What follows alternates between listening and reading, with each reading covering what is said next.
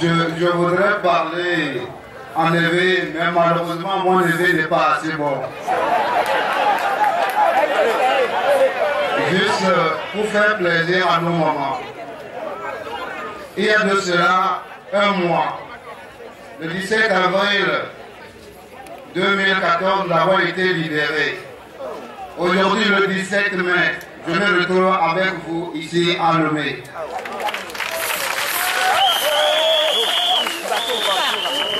C'est émotionnel. Je n'avais pas su que j'aurais encore la chance de revoir mes frères au dehors. Mais sans perdre ce que la tradition nous enseigne, je voudrais transmettre mes salutations les plus sincères aux premiers responsables du CSC.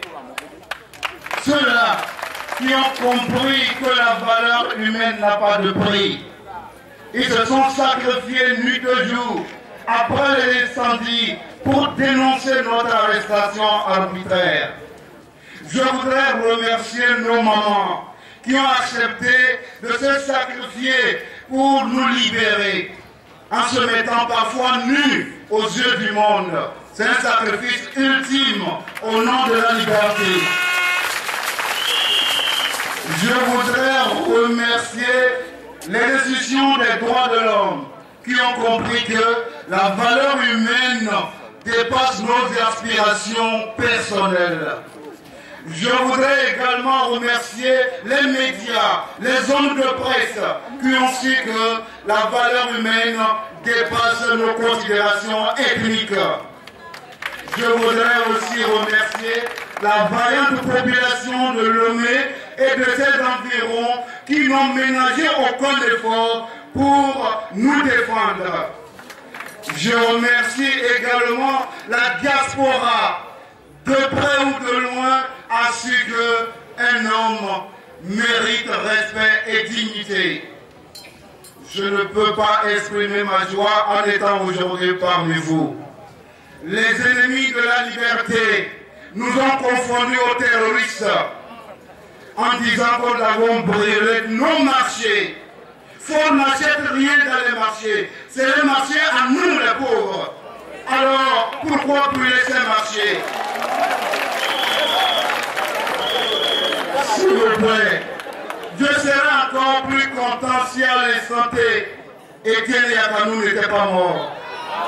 En abandonnant sa femme et ses 3 enfants, innocemment. C'en était trop. Notre pays a tant souffert. L'arbitraire, la démagogie, la tyrannie, on en a marre. Il faut réellement sauver le Togo. Je voudrais, au nom de mes camarades détenus arbitrairement, Camille Pierre Ballot, qui a été admis 4 fois à la réanimation à Kara, dans des conditions bizarres. Napotien qui actuellement ne voit plus bien à 12 mètres et n'arrive pas à identifier les choses. Aledi Tchangay, atteint d'hémorragie tuberculeuse et sans soin est devenu handicapé. Tout ceci au nom de la liberté.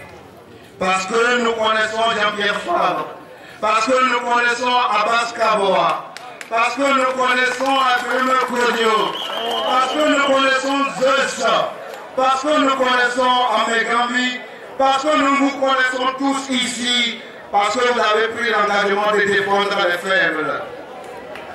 S'il vous plaît, mes frères et sœurs, nous avons pris la meilleure voie, celle qui consiste à défendre l'homme, sans tenir compte de son appartenance ethnique.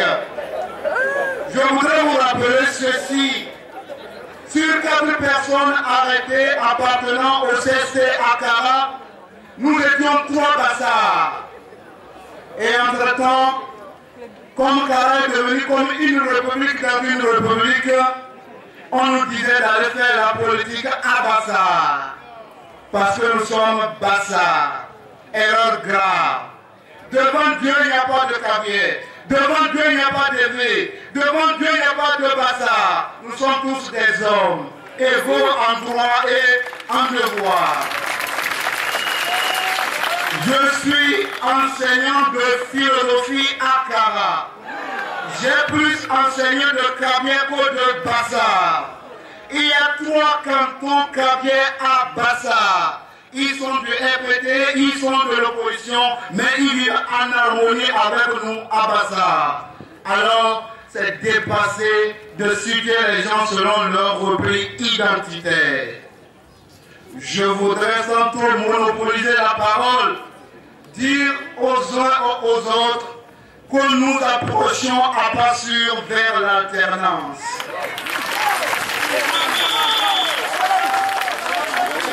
Quand on parle de unis, c'est pour les riches, ils sont à peine 5%. Unis, ce n'est pas pour nous les pauvres. Nous représentons plus de 95% de la population dans une situation déplorable. Pourquoi donc suivre ceux qui nous persécutent? Le commandant Sapapa, lors de notre arrestation le 25 janvier 2013, nous demandait pourquoi nous suivons Fabre. Il nous donne quoi? Il est pauvre. Eux, ils ont de l'argent. Nous lui avons répondu en disant que ce n'est pas l'argent que nous suivons, c'est la valeur humaine.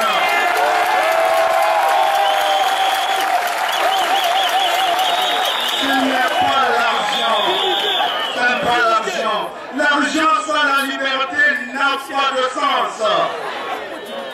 Mes frères Bassa, dans UNI, qui se considèrent comme des cadres, n'ont jamais eu le courage de s'approcher de nous en prison. Parce qu'ils ont peur. Pourquoi dire qu'ils nous soutiennent? Mais mes frères rêvés, nuit et jour, venaient à notre secours. Pour ça, de leur jeter des fleurs, ils couraient de gauche à droite face aux gardes lacrymogènes. Ils n'ont jamais cédé. C'est la valeur humaine. Je tiens à vous remercier, mes frères. Je tiens à vous dire merci. Nous tenons le bon bout. Togo chéri, nous devons aimer notre patrie. Ça vaut la peine. Je dirais, sans trop monopoliser la parole, parce que je suis trop content. Je n'ai jamais imaginé que je serai encore en face de vous. Parce que la méchanceté humaine a atteint son paroxysme.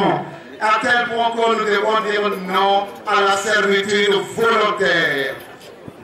S'il vous plaît, l'unité, la persévérance, le pardon, telles sont les valeurs qui doivent guider nos pas pour qu'en 2015, d'ici peu, qu'on montre aux uns et aux autres qu'on est au savent où ils vont. Nous devons écrire une nouvelle page de notre histoire. Celle qui consiste à vivre ensemble. Celle qui consiste à donner la chance à tout le monde à vivre heureux sur une terre qui nous a vu naître. Je salue Sylvanus Olympio, ce grand homme qui aujourd'hui est considéré comme un bandit. Parce que son fils lui-même, quelque part, a oublié ce que son père a représenté pour le Togo. S'il vous plaît, mes frères et sœurs, je serai encore plus content si nos frères qui sont encore accroupis en prison étaient avec nous ici. Mais je sais que sans tarder, ils arriveront bientôt. Je voudrais vous rassurer ceci. C'est facile d'arrêter un homme, mais à un moment donné, il faut apporter des preuves. Ils n'ont pas eu de preuves à Kara. Fabre ne nous a jamais dit d'aller faire du mal. Abbas Kawa ne m'a jamais dit d'aller faire le mal. Ils m'ont toujours dit d'être du côté des faibles. Voilà pourquoi nous avons arrêté.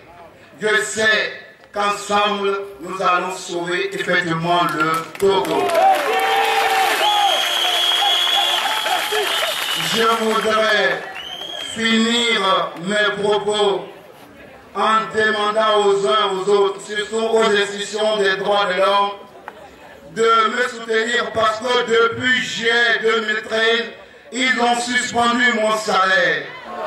Durant 11 mois, je n'ai plus de salaire. Je me sens encore en prison. Mais je suis fier parce que On emprisonne le corps, on n'emprisonne pas l'esprit. Je suis toujours égal à moi-même. Je voudrais vous dire ceci. Dans notre État, l'état des droits de l'homme varie d'une région à une autre. Akara, c'est un État dans un État.